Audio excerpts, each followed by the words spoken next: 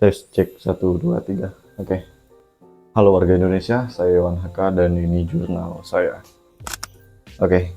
Sebelumnya disclaimer terlebih dahulu. Jadi video ini atau konten ini merupakan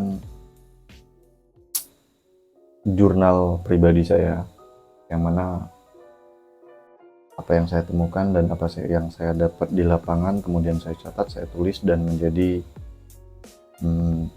suatu konten dan saya sajikan dan saya publikasikan. Saya harap kalian mengerti itu ya. Lanjut aja ke topik pembahasan. Jadi dalam topik pembahasan kali ini itu berkenaan dengan anak motor ya. Jadi di dalam anak motor itu saya mengkategorikan ada 3 kategori, di mana ada anak motor, ada klub motor, dan ada geng motor. Yang mana geng motor ini merupakan sekumpulan yang mayoritas anak muda atau remaja pada usia remaja 18 tahun ke bawah atau 18 tahun ke atas dikit. Mirisnya pada konteks geng motor ini sendiri itu dikategorikan sebagai hal-hal yang kriminal, hal-hal yang ugal-ugalan, urak-urakan, ya kerap dikait-kaitkan dengan hal-hal yang berbau-bau negatif seperti itu.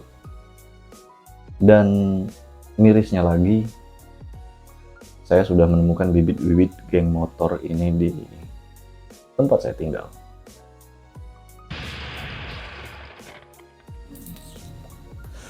Jadi sedikit cerita ke 2 bulan lalu, 2 bulan atau 3 bulan lalu, tepat pukul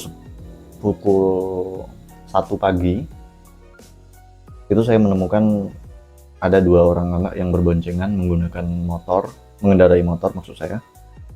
Kemudian dia membawa senjata tajam berupa samurai yang diseret ke aspal, yang mana benturan antara aspal dan samurai itu menimbulkan percikan api. Di situ saya langsung mengindikasi bahwa itu bibit dari geng motor.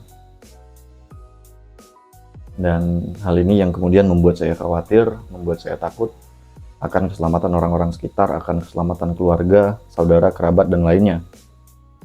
Sehingga pada kesempatan temu pers atau temu jurnalis antara pihak kepolisian dengan pers, saya lupa tanggal berapa, saya sempat menyuarakan hal itu ke pihak kepolisian dan minta segera ditindaklanjuti. Ya tentu secara kerja dan profesional aparat penegak hukum, tentu mereka akan menindaklanjuti hal itu ketika memang hal itu mereka temukan. Cuman yang jadi permasalahan di sini mungkin minimnya informasi,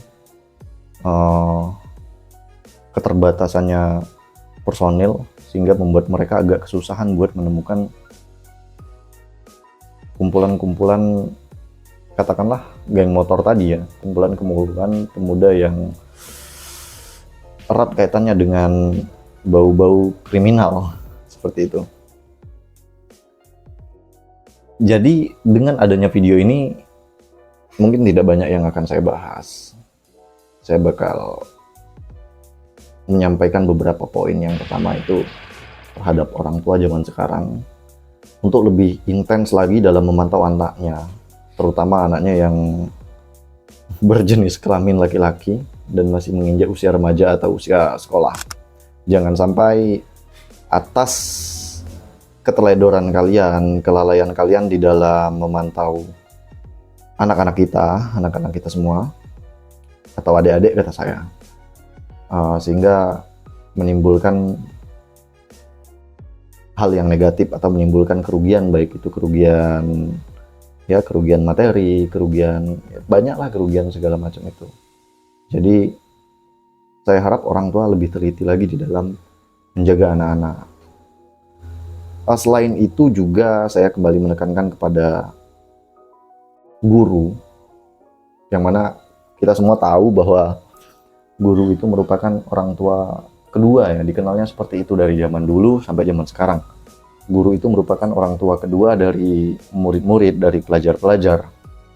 Kenapa saya tekankan ke guru? Karena di kota-kota lain, di tempat-tempat lain, itu mayoritas geng motor atau apa ya, intinya anak-anak yang menggunakan motor dan erat kaitannya dengan kriminal, itu mayoritas remaja yang masih di dalam usia tahap pendidikan seperti itu, tahap sekolah. Jadi sehingga saya kembali menekankan buat guru-guru, ayo tolong pendekatan persuasif lebih dimasifkan lagi, atau edukasi lebih dimasifkan lagi. Ketiga, terhadap pemerintah. Itu kembali saya tekankan lagi kepada pemerintah agar lebih banyak membangun infrastruktur atau sarana-sarana pendukung yang berbau positif, sehingga kegiatan-kegiatan negatif itu dapat teralihkan, kegiatan-kegiatan negatif itu tidak ada, khususnya di kabupaten saya. Karena kenapa? Salah satu indikator munculnya kegiatan negatif atau kriminalisme itu juga dilatar belakangi karena minimnya sarana atau fasilitas yang ada di kabupaten tersebut, sehingga mereka melakukan kegiatan-kegiatan yang merugikan, kegiatan-kegiatan negatif seperti saya katakan tadi. Itu terhadap pemerintah. Kemudian terhadap anak muda, terhadap remaja-remaja, siapapun itu, baik kalian pelajar atau sudah tamat sekolah atau sudah dewasa katakanlah, ayo bro, kita nggak keren dengan ugal-ugalan, apalagi sampai bawa-bawa senjata tajam. Hal itu tidak akan menjadikan kalian sebagai superhero, hal itu tidak akan menjadikan keluarga kalian bangga, hal itu juga tidak akan memberikan keuntungan terhadap diri kalian. Yang ada, hal itu cuman bikin huru-hara atau bikin kerusuhan, kerugian, baik itu materi apa segala macam, itu tadi ya yang seperti saya katakan tadi. Atau bahkan yang terparah, hal itu bisa merenggut nyawa, baik itu nyawa kalian, nyawa orang lain, seperti itu. Ya intinya nggak ada untungnya dengan kalian melakukan kegiatan-kegiatan negatif seperti itu. Sehingga saya tekankan kepada kalian, ayolah kita lebih luas lagi dalam membaca kehidupan. Kita isi kehidupan kita dengan kegiatan-kegiatan yang lebih positif lagi seperti itu. Ya, mungkin melalui video ini, melalui himbauan yang saya sampaikan dan apa yang saya temui di lapangan, itu setidak-tidaknya dapat menyadarkan kalian agar tidak melakukan kegiatan-kegiatan negatif seperti yang saya katakan tadi, dan juga dapat mengingatkan terhadap orang tua, guru, atau pihak pemerintahan untuk lebih memperhatikan generasi-generasi penerus kita, generasi-generasi muda yang kemudian nanti juga akan berkiprah di dalam membangun kemajuan daerah kita ini, sehingga jangan sampai ada penyesalan di kemudian hari. Dan itu tadi, daerah kita hancur gara-gara keapatisan dan ketidakpedulian kita terhadap lingkungan sekitar kita, seperti itu.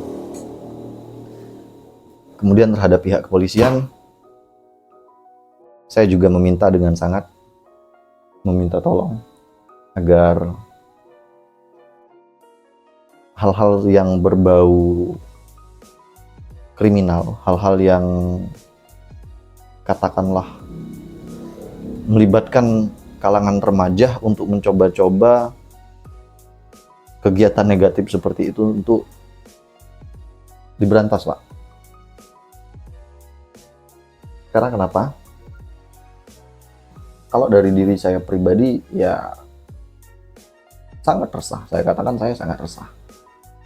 Tapi kekhawatiran itu tidak sampai situ saja. Yang mana saya lebih khawatir terhadap orang-orang lain atau orang-orang di sekeliling saya, yang notabene mungkin ada ibu, ada bibi, ada adik kita yang perempuan, ada ya atau anak-anak kita seperti itu yang perempuan lah intinya, yang tidak bisa membela dirinya ketika berhadapan dengan hal-hal yang berbau kriminal seperti itu. Jangan sampai orang-orang terdekat kita menjadi korban dari